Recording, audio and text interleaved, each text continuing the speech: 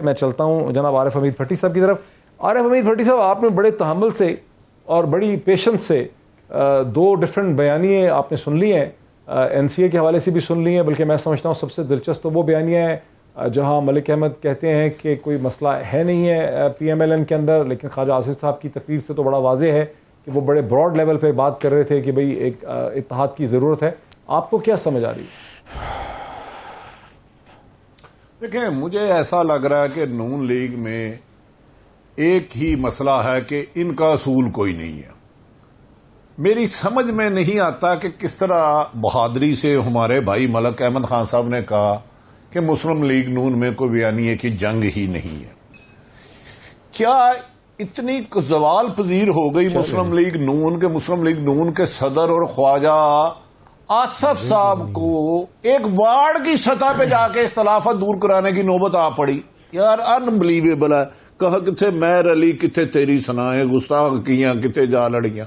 और नवाज शरीफ तो 3-3 महीने मिनिस्टरों को टाइम नहीं देते थे। मिनिस्टरों को जंग कल भी थी बयानिया की, 5 साल पहले भी थी, 4 साल पहले भी थी, 3 साल पहले भी थी। जंग बयानिया के साथ साथ असल जंग, मैं अर्ज कर देता हूं, इख्तलाफ राय करना नून लीग वालों का 100 दफा हक है कि पहले मरियम नवाज साहबा ने अरेंज सवाल कराया। अरेंज, मैंने ये नहीं कहा सवाल हुआ, सवाल अरेंज कराना, क्योंकि इनकी पुरानी आदत है पर्चियां देना। उसका मैं भी एक बीट रिपोर्टर हूं और आज भी नलायक रिपोर्टर हूं।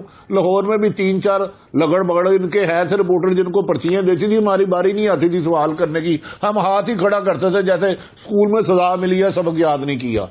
वो मियाँ सब फिर अपनी मर्जी के सहाफियों को कहते थे तू सवाल कर, तू कर। मरियम नवाज साहबा ने कहा गुनाह, अल्लाह ताला इनको गुनाह से बचाए और मुझे भी महफूज रखे। गलती होती है, कुताही होती है, गुनाह में फर्क है। उसको मोहतरम हमजा शहबाज शरीफ ने कहा हरगिज गुनाह नहीं था, पार्टी क़यादत का फैसला था, मशावरत से फैसला किया गया। जिस एक लड़की ने पूरी जमात को गुनाहगार करार दे दिया, कहता गुनाह कर उस जगह खुदा ना हो जिस जगह, या वो जगह बता जहां खुदा ना हो। और आज हमजा शहबाज साहब कह रहे हैं कि कतन कंधा से फैसला था। अब भी बयानियां 2 नहीं है। यार क्यों किस लोगों को इतना बेवकूफ समझते हो? एक वक्त में 22 करोड़ आवाम को जरूर बेवकूफ बनाना, चलो 2-4 बंदों को बना लो, अकेले कमरे में बैठ के बना लो, कान में बात करके कह दो बेवकूफ जी अगर कोई समझ नहीं आती। मेरी समझ से बाहर है। मुझे बता दें, असल लड़ाई ये है कि मोहतरम नवाज शरीफ साहब चाहते हैं उनकी जिंदगी में मुस्लिम लीग नून की सरबराही मोहतरमा नवाज शरीफ और मरियम नवाज साहबा को मिल जाए। क्यों? ये लड़ाई शहबाज और नवाज साहबा तक। मैं एक आपको बात क्लियर कर दूं, और हमजा में देखें, अगर मरियम को क़यादत मिल जाती है तो उनकी कमोबेशतर 50 साल उम्र है, 30 साल उनके पास होंगे सियासत करने के। अगर हमजा को मिल जाती है तो 30 साल हमजा के पास होंगे और मरियम सेकंड टियर में चले जाएगी।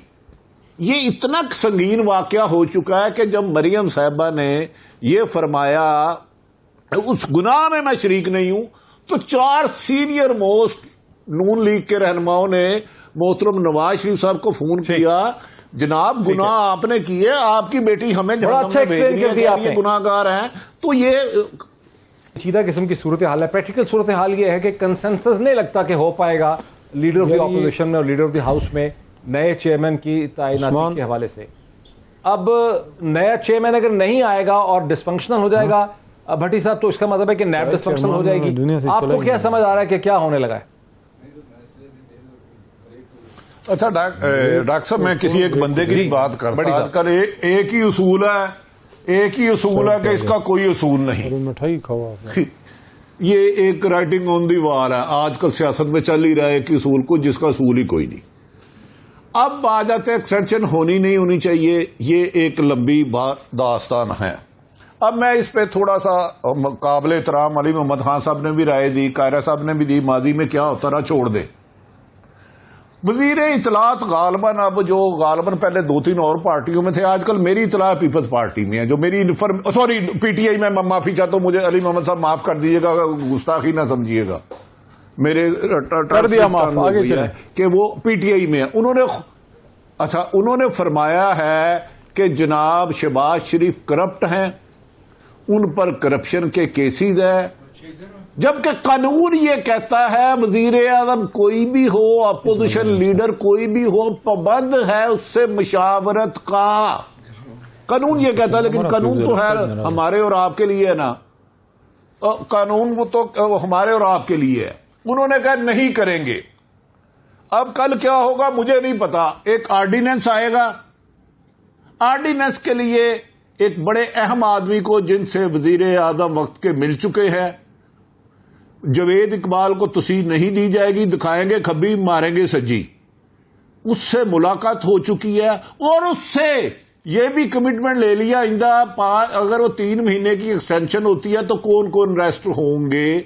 मुझे इससे ज्यादा कुछ नहीं पता, मैं एक रिपोर्टर हूं, मैंने गोश गुजार कर आप कह रहे हैं कि एक्सटेंशन होगी, मैं कह रहा हूं दिखाएंगे खब्बी। मैं कंफ्यूज हो गया हूं। एक्सटेंशन होगी, नहीं एक्सटेंशन जवेद इकबाल, मैं अर्ज करने लगा ना, जवेद इकबाल की एक्सटेंशन नहीं होगी। उनकी जगह एक और साहब है जो आजकल इनके बड़े मंजूर नजर है, उनसे प्राइम मिनिस्टर साहब मिल भी चुके हैं और उनको बता भी चुके हैं उन्होंने क्या क्या करना है। मैं कह रहा हूं एक्सटेंशन नहीं, अपॉइंटमेंट होगी। ये इसी भूल भुलैये में रखेंगे टॉक शो में, एक्सटेंशन देनी है जवेद इकबाल को, देनी है नहीं देनी। नई अपॉइंटमेंट का कंसेंसस कैसे होगा भट्टी साहब लीडर ऑफ द ऑपोजिशन के साथ? यही तो मैं अर्ज कर रहा हूं, मुझे आप मौका दे दे। इनका ख्याल है ऑर्डिनेंस लाया जाएगा, ऑर्डिनेंस उसको फिर दोनों हाउसों से मंजूर कराया जाएगा, जो अब तक प्लानिंग बन चुकी है इस्लामाबाद के एक मजबूत तरीन महल में, जहां मेरे और आप जैसे गरीब आदमियों को जाना मना है। आप तो खैर जा सकते हैं, हमें तो उस्मान से ऊपर में नहीं उन्हें दिया जाता। वो फैसला हो चुका है, ऑर्डिनेंस का मसवदा भी तैयार हो गया है। लाहौर से 2 वकील गए, कराची से आए और अहम तरीन शख्सियात थी। अगर नहीं पता होगा तो इमरान खान को नहीं पता होगा, लेकिन इमरान खान मिले जरूर हैं उनको, जिन्हें नया तैनात किए जाने का इम्कान है। मैं ये नहीं कह रहा हो गए हैं, मैंने ये भी नहीं कहा कि तुसी दिखाने खब्बी है मारनी सज्जी है। ये आप आज का प्रोग्राम रिकॉर्ड में रहता है। हो सकता है अल्लाह करे कि ताकतवर हल्के आए, जैसे ये इलेक्शन कमीशन से टकराव की पॉलिसी पे चले थे। याद होगा आपको, ये उन्होंने कहा था कि ये इन्हें बम मार देना चाहिए या तबाह कर देना चाहिए, पैसे लेते हैं। फिर कल परसों फवाद चौधरी हमारे भाई ने कहा नहीं इलेक्शन कमीशन से मामला ठीक हो गया। ठीक नहीं हुए, किसी ने स्क्रू किया है कि यार क्या करते हो, कुछ तो अपना काम कर लो, हर काम में हमें आना पड़ता है। ये मेरी राय है। मैं नाम आपको प्रोग्राम के बाद बता दूंगा जिससे इंटरव्यू हुआ और जिसको कहा गया है। जरा अली मोहम्मद खान साहब को आने दीजिए, नैब दे कारक। जरा अली मोहम्मद खान साहब को आने दीजिए। अली मोहम्मद खान साहब, आपने चंद लम्हे पहले फरमाया कि मैं कैबिनेट मिनिस्टर ज़रूर हूँ, मेंबर ज़रूर हूँ, लेकिन हर चीज़ का मुझे पता नहीं होता, मेरे सामने इस किस्म की बात हुई नहीं है। ये और बात है कि एक से ज़्यादा अखबार जो है वही बात कह रहा है जो और छप चुकी है, इन राइटिंग मेरे सामने पड़ी है, जो भट्टी साहब ने अभी कहा है कि मसवदा बन चुका है, ड्राफ्ट बन चुका है, वकील आ चुके हैं, अटॉर्नी जनरल ऑफ पाकिस्तान ने पूरी एक रिकमेंडेशन दे दी है। उन्होंने एक तरीका बताया एक नए ऑर्डिनेंस का, उन्होंने ये भी बताया है कि नई रिकमेंडेशन होनी चाहिए, नई रिकमेंडेशन पे किस तरह से करनी है वो भी वो कह रहे हैं। लेकिन आप कह रहे हैं एज कैबिनेट मेंबर, यानी पब्लिक आपसे तवक्को करती है कि आप समझाएंगे, अखबारात में चीज़ें छप रही हैं, आप एज कैबिनेट मेंबर कह रहे हैं कि मुझे पता ही नहीं है इस सारी चीज़ का। अब जो भट्टी साहब को भी पता है, अखबारात को भी पता है, आपको नहीं पता, तो फिर क्या कैबिनेट ला इल्म है? भट्टी साहब को तो मलका हासिल है। भट्टी साहब को तो यही भी पता है कि मेरी इस जेब के अंदर एक अदद पार्कर पेन भी है, अंदर ये पड़ा हुआ है, इनको पहले से पता होता है। तो वो तो भट्टी साहब की तो मैं मालूमात को चैलेंज नहीं कर रहा, और उसमें मैं अपनी बात करूंगा कि पहले तो मुझे इसकी कोई इन्फॉर्मेशन नहीं है, तो जो चीज़ पब्लिक नहीं है उसको मैं कैसे ओन कर सकता हूँ। नंबर 1 मेरे इल्म में नहीं है, काबीना में ये डिस्कस नहीं हुई। दूसरी बात, अगर मुझे इल्म होता भी, मुझे इल्म नहीं है, अगर मुझे इल्म होता भी एज ए कैबिनेट मेंबर और वकील का, डॉक्टर का और काबीना का मेंबर, बहुत बड़ी रिस्पॉन्सिबिलिटी है। सीना राजों का कब्रिस्तान होना चाहिए। जो कोई लोग जो है इस तरह की बातें माजी में करते थे काबीना की बाहर, वो गलत करते थे।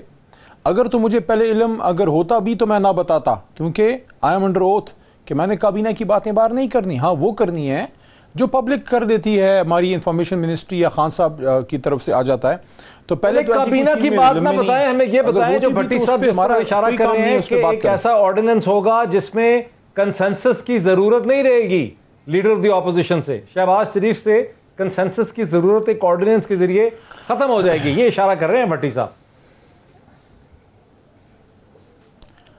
चले, हमारे वो पश्तो में ज़रबल मसला है, वो पश्तो वाली तो नहीं बता सकता, उसका उर्दू में मफहूम ये है कि ईद जो है ना, ईद जो होती है ईद उल फितर, वो कोई छुपी हुई चीज़ नहीं होती, वो जब आती है ईद तो सब लोग उसको देख लेते हैं। तो ये ईद जो है पता नहीं भट्टी साहब ने पहले से देख लिया। साहब ये लास्ट वर्ड, पेशावर हमारी डिस्कशन यहाँ खत्म हो जाएगी क्योंकि अगला पार्ट हमारा सर लेकिन ऐसी कोई चीज फिलहाल नहीं है जी। मैं कमर ज़मान कारा साहब का लास्ट वर्ड, कमर ज़मान कारा साहब कमर ज़मान कारा साहब आपका कंक्लूसिव वर्ड, आपकी जजमेंट आ जाए सर इस सारी डिस्कशन पे। भट्टी साहब बड़ी दूर की कौड़ियां निकाल लेते हैं, बड़े रसूख वाले आदमी हैं, ये कैसे राज निकालते हैं। लेकिन एक बात बड़ी सिंपल सी है, इस मुल्क में बड़े बड़े शरीफुद्दीन पड़े हुए हैं कमाल के, लेकिन एक बात बड़ी वाज़ेह है कि जो चीज आइन के अंदर दर्ज है, तरीकाकार दर्ज है, उस तरीकाकार को किसी ऑर्डिनेंस के तहत तब्दील नहीं किया जा सकता, क्योंकि आईनी अमेंडमेंट ऑर्डिनेंस के जरिए नहीं हो सकती, वो कानून के अंदर तरमीम की जा सकती है। और मेरा जाती ख्याल जहाँ तक है वो ये है कि ये आइन के अंदर दर्ज है, मुझे मेरे सामने वो इस वक्त क्लास नहीं पड़ी, आइनी तकाजा ये है कि in consultation with the leader of the house and opposition ये अपॉइंटमेंट होगी, और कंसल्टेशन की वजाहत सुप्रीम कोर्ट अपनी एक फैसले में दे चुकी है कि वो कंसल्टेशन मीनिंगफुल कंसल्टेशन होनी चाहिए। मुशावरती अमल में 3-3 नाम देने हैं, नहीं फिर देने हैं, नहीं होंगे फिर देने हैं, ये 3-4 दफा 4 दिन में हो सकता है।